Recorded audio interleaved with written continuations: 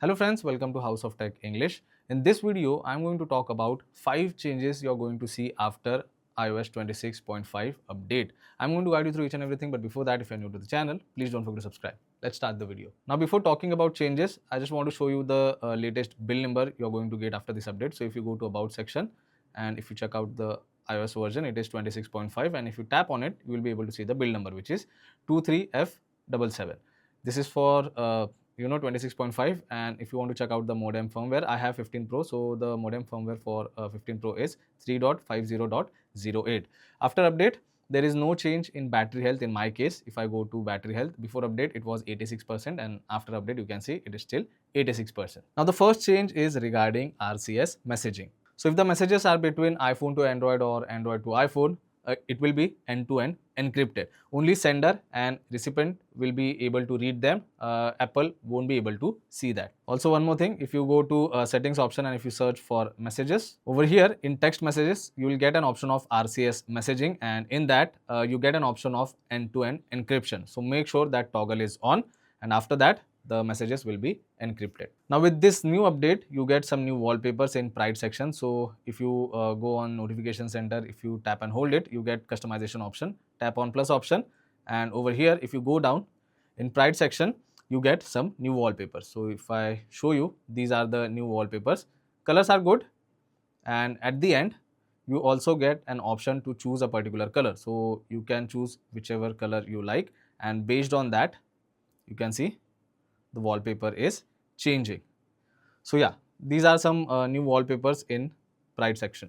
Now the next feature change is about pairing. So the feature is called Magic Pairing. If you are using Magic Keyboard or Magic Trackpad or Magic Mouse, if you connect that particular device with your iPhone through USB-C, then after that, as soon as you connect it, it will be automatically paired with your device with Bluetooth. So even after that, if you remove the USB-C cable, the Magic Keyboard or trackpad or mouse will be still connected to your iPhone via Bluetooth. So yes, you don't have to go to settings each and every time and pair the device to your iPhone manually. So after 26.5 update, a new keyboard has been added. So if you go to settings, then if you go to general, and if you go down and select keyboard option, select keyboards and select add new keyboard. If you go down in I section, this keyboard was already there, but now it is available in Latin. So this is the new keyboard addition after this update. Now there are some security fixes done by Apple after 26.5 update.